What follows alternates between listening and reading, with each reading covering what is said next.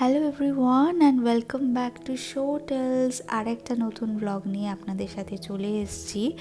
আজকে সপ্তাহের শেষ, আর এই সপ্তাহের শেষটা আমরা আমাদের বাড়িতেই দুটোটাকে নিয়ে কিভাবে কাটালাম সেটাই আপনাদের সাথে শেয়ার করব। বাড়িতে কিছু খাবার বানিয়েছি, সপ্তাহের শেষ বলে বাইরে থেকেও কিছু খাবার অর্ডার করেছি। সেইগুলোর রিভিউ কেমন, কীরকম ছিল সেগুলো তো শেয়ার করবই। তার সাথে রয়েছে আমাদের এই কমপ্লেক্সটা কেমন। প্রতিদিন বিকেলে আমরা এই কমপ্লেক্সে একটু ঘুরতে বেরোই, তো সেইটার রিভিউ শেয়ার করব।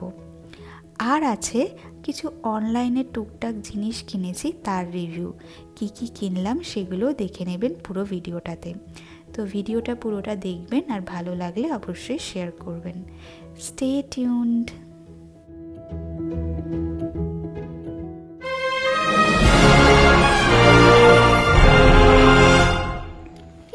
এখন বিকেল 5টার মতো বাজে এবং এখন দুটোটাকে নিয়ে আমরা বের হয়ে পড়েছি কমপ্লেক্সের মধ্যেই একটু হেঁটে চলে বেড়ানোর জন্য। একটু হেঁটে চলে বেড়ালে ফ্রেশ এয়ার লাগলে ওরও ভীষণ ভালো লাগে।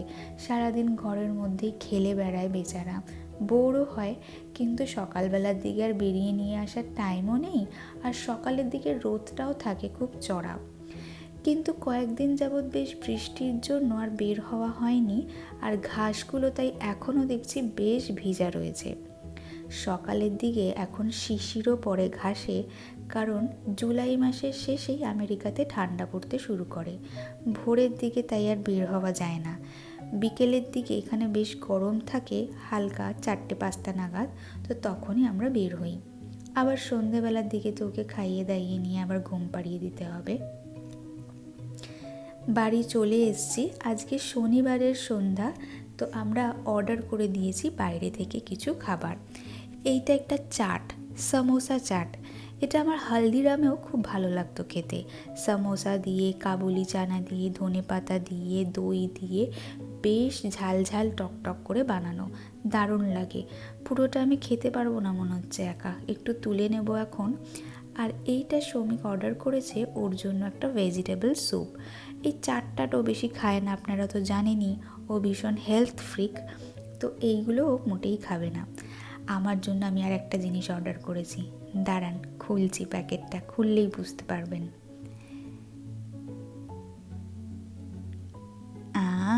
এটা হচ্ছে বিরিয়ানি। কলকাতা স্টাইল বিরিয়ানি হয়তো এখানে পাবো না, কারণ বেশিরভাগই এখানে সাউথ ইন্ডিয়ানদের দোকান, তো একটু দক্ষিণ ভারতীয় স্টাইলেই বিরিয়ানিগুলো বানানো, মানে ওই ধনে পাতা, কারি পাতা এগুলো দেওয়া, কিন্তু খেতে লাগে অসাধারণ, জানেন তো। আর আমরা এত কিছু অর্ডার করার আর একটা কারণই হলো $35 নিচে এখানে কোনো খাবার দাবার ডেলিভার করবে না। করলেও সেখানে অনেকটা ডেলিভারি চার্জ পড়ে যায়। তো $35 ওপরে যেহেতু ডেলিভারি চার্জটা ফ্রি থাকে, তাই ভাবলাম সবার জন্য টুকটাক কিছু অর্ডার করে দিই। নাহলে শ্রমিক এখন বাইরের খাবার বিশেষ খেতে পছন্দ করে না, তাই ও নিজের জন্য স্যুপই অর্ডার করেছে।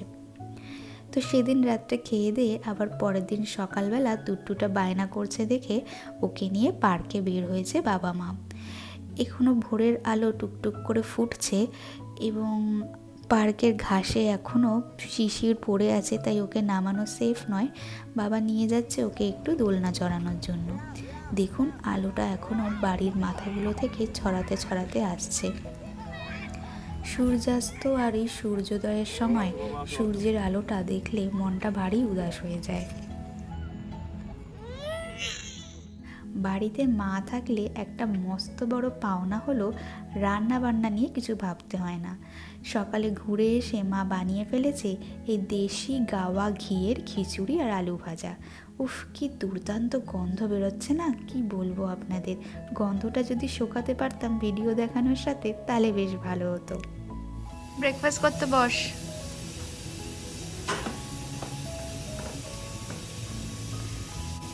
কি আছে ব্রেকফাস্টে? এই দেখ, ব্রেকফাস্টে আজকে আছে হচ্ছে এই যে কালকে বিরিয়ানি এনেছিলাম, তো সেটার এই সমোসা চাটটা আছে, আর এই বিরিয়ানিটা আছে, মাটন বিরিয়ানি অনেকটাই বেঁচে গেছে। খুলে দেখ একবার।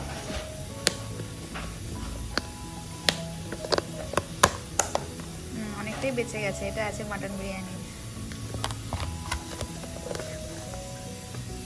ভালো আছে? ভালো আছে।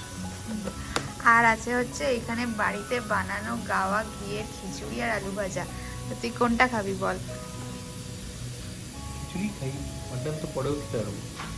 হ্যাঁ, বিরিয়ানি তো পরেও খেতে পারবি। তো শ্রমিক ভাবছে যে ও খিচুড়িটাই খাবে, বাড়িতে বানানো খিচুড়ি। তো টেস্ট করে বল কেমন হয়েছে। মা বানিয়েছে আজকে স্পেশাল, আজকে উইকেন্ড স্পেশাল খিচুড়ি।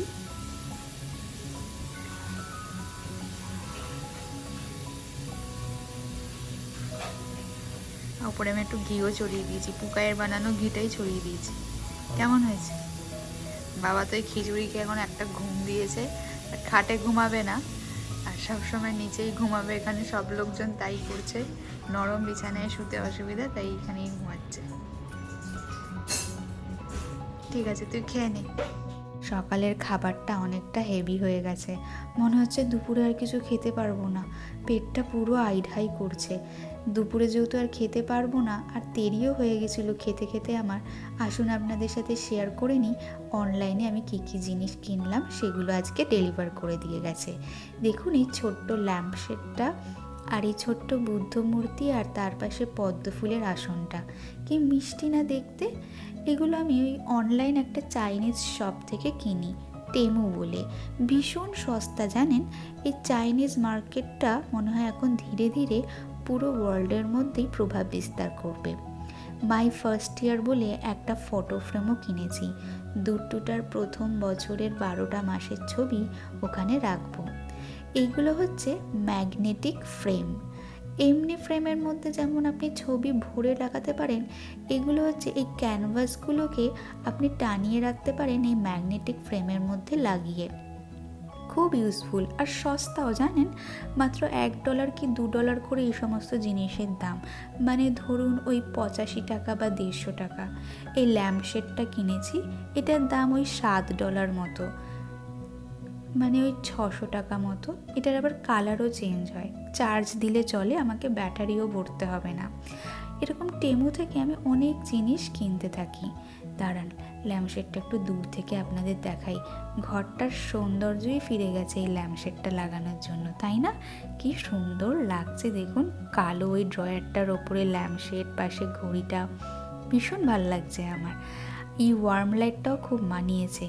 আপনাদের যদি মনে হয় ওয়ার্ম লাইটটা চেঞ্জ করে অন্য লাইট লাগানোর জন্য, তাহলে আমাকে নিশ্চয়ই কমেন্টে জানাবেন, আমি নিশ্চয়ই ট্রাই করে দেখব।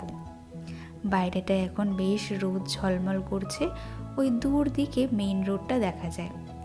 এই ল্যাম্পশেডটা দেখুন রাতের অন্ধকারে কি সুন্দর আলো দিচ্ছে।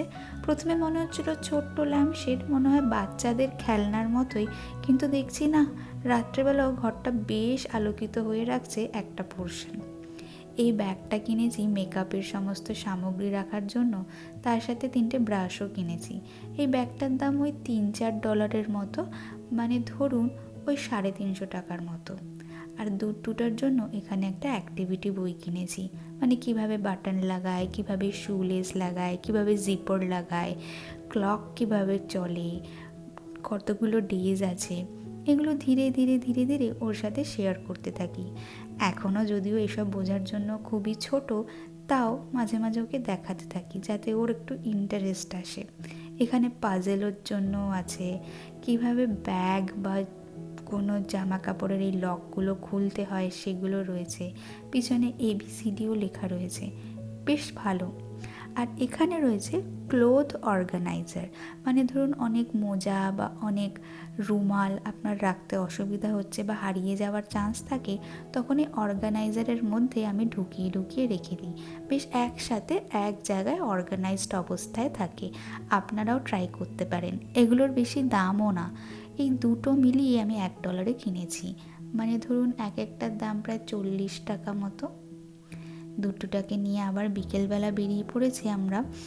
আর দুটোটা দেখলেই ঘাসের ওপর যাবে, কারণ নতুন নতুন দেখেছে গ্রাসেস আর গ্রিন, এই ব্যাপারটা, ওই গ্রিন গ্রাসের মধ্যে কি আছে সেইটা দেখতে ছোটে।